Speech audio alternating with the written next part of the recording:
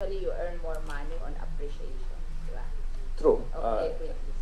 I think the reason for our approach to investing in equities is to be able to generate better yield to our Yeah, investment. yeah, I know. Because But it is good in good times, but in bad times, that's bad. And so, who manages? Who decide on where you invest? there is an investment oversight committee of our commission, and we have our investment group as doing the So actual it's investment. inside, not outside. Yes, inside. So you don't hire investment We are consultant. in the process of hiring fund managers. You are, but In the employed process, but by SSS, not uh, consultant. not consultant. You're We are employed. we're planning right now. We're just doing it our own, but we're planning to So, hire are foreign. you able to hire good fund manager considering the the limitation of our pay in government? No, when we say fund manager, we're looking at providing our fund managers amounts that they can invest on their own strategy, given certain guidelines. Basically, Yeah, the yeah, same. but you said that your fund managers are inside Yes, SSS. right now, yes. Ano, employed by SSS. Yes. I'm asking you if you are able to hire good fund managers considering the limitation of salaries in government, because we have a salary in standardization law. So, are you able to attract good fund managers considering that? So far, we've been very. How much do you compensate your fund managers? Their their rank is between AVP to Vice President, so they should be doing in between 80 to 100,000 in terms of basic. Basic salary, and then ang kanilang ano. Well, we have a provident fund that contributes 40% of their basic salary. And no more other income from you except that. Yes. Eh kasi yung mga 100,000 sa private, di naman ganun kagagaling yun. Well, so far we've been very lucky to have good people working for SSS. Kasi sa amin, ang 100,000, ano lang yun, middle manager. And I don't think they're good in investing Well, a large amount of money. we're hopeful that So you just play it safe. we're hopeful that the CPCS that's being worked on by GCG will be successful so that we can compensate our traders closer to the private sector. Kasi pag hindi mo sila kinompensate ng ayos, they will earn their money elsewhere. I agree. And that would endanger your fund. So I'm just curious.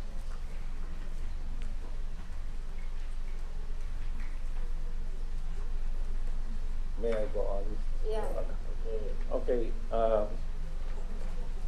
I think the other indicator that we feel is very important as far as SSS is concerned is how we are able to finance and fund our benefit payments and operating expenses. I think what's very critical is that we should be able to pay out the dividend, the benefits as well as the operating expenses coming from our contribution collection. And if you were to look at historically, since 2000 to 2011, our contribution collections could not meet our benefit payments as well as operating expenses. It is only in 2012 that we are able already to pay out benefit payments as well as operating expenses coming from contribution collection.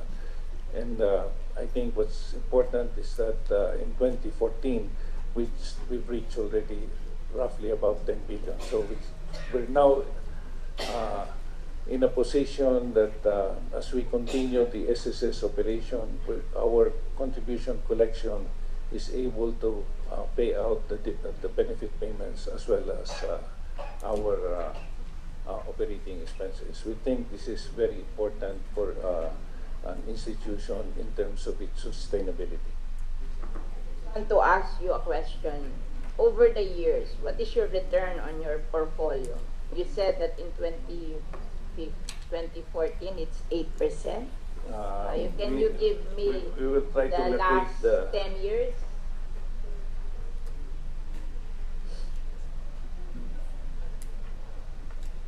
Okay, to give you an idea, in 2002, our return was 8.1%.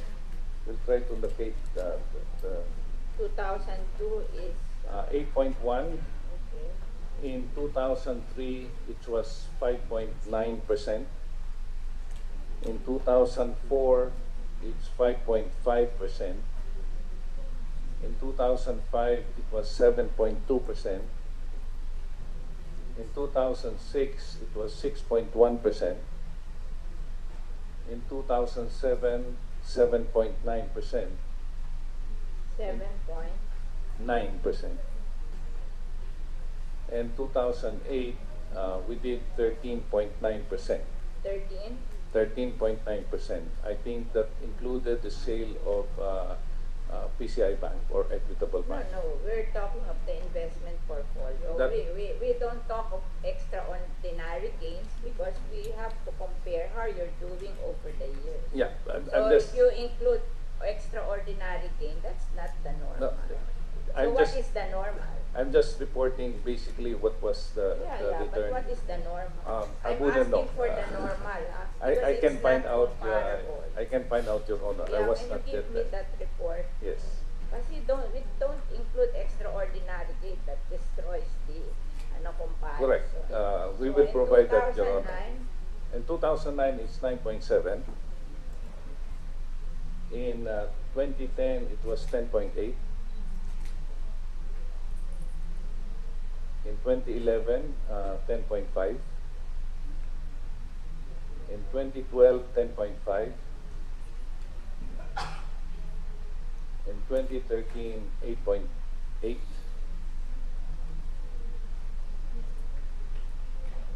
and 2014, If I'm not mistaken, it was It's roughly eight about also. 8. 2013 it's 8 and you said 2014 is 8. 8.8. 2013 is 8.8. And then 2014 is If I'm not mistaken, it's 8.2. how do you attribute that the other years are better than this year? So how did you change your portfolio that your returns went? If you will notice, Madam, Your Honor, that the interest rates have come down significantly In what? in the years from 2010. Yeah, but 2010 you're earning 10.8. Correct. In But you will 2011 notice 10.5. it started to come down. 10.5. Correct. We were able to continue. We had longer term bonds, so it was still earning more. Now, as 2013 came, we had already maturities that we had to reinvest at lower rates. So the return now on for 2013 and 2014 has come down But to about you haven't 8%. changed. It's always 25% equity. It ranges. Around 10% bonds. No, it ranges. In the past, I think. What is your ano pinaka-largest equity investment mo so far? In I terms mean, as a percentage of the portfolio. the portfolio, that should be PLDT, ma'am. No. The percentage to the whole portfolio. We will try to locate Is it 25%? Kasi in 2014 or 25%. Did you go beyond 25%? 25%. I don't think we've gone beyond the 25%. 25%.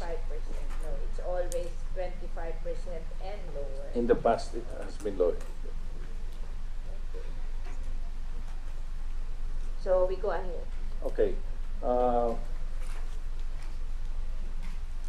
So far, as of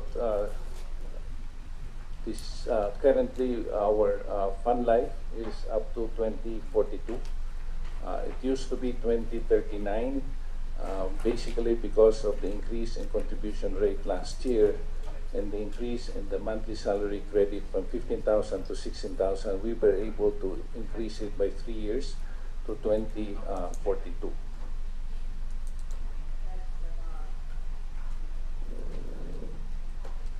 28 years. It's 28 years.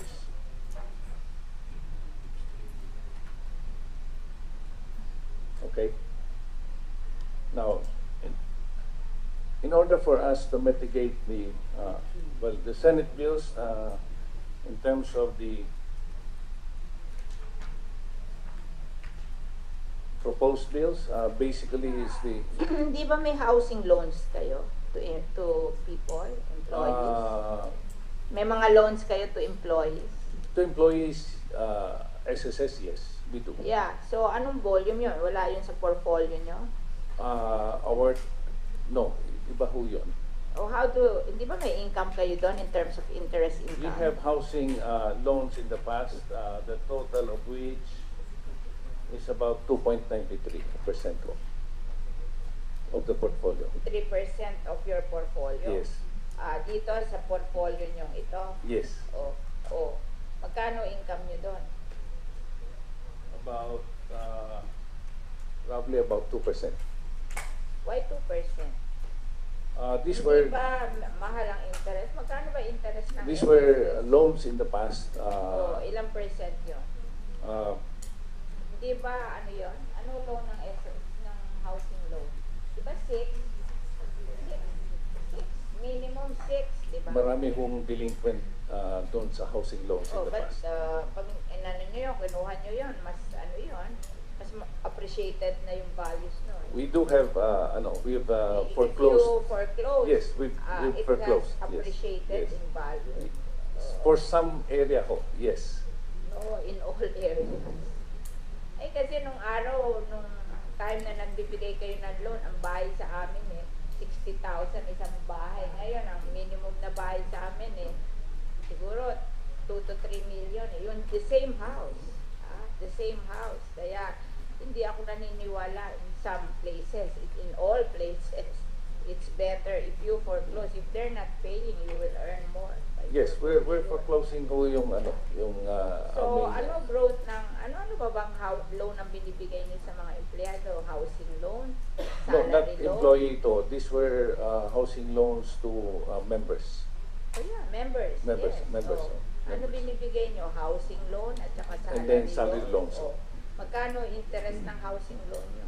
It's not 3%. 3% ng portfolio niyo. But the lowest I've heard is 6%, di ba?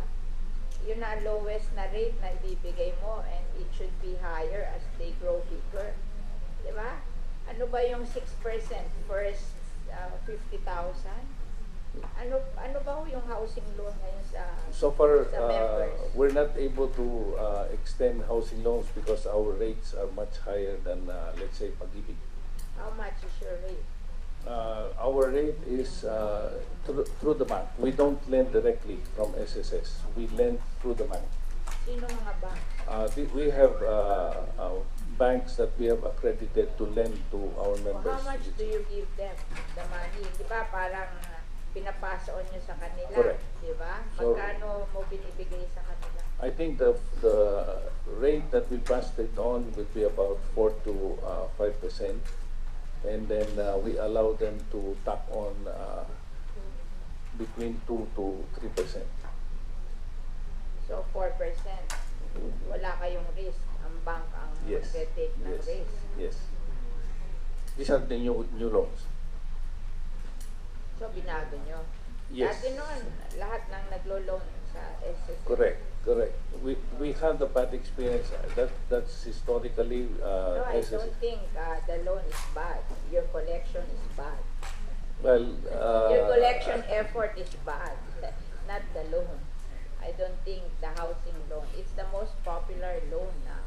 Even private banks, they like housing loan because people they will give up everything except their home.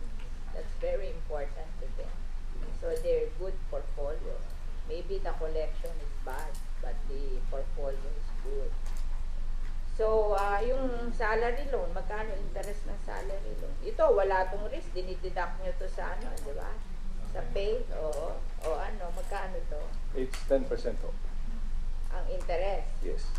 And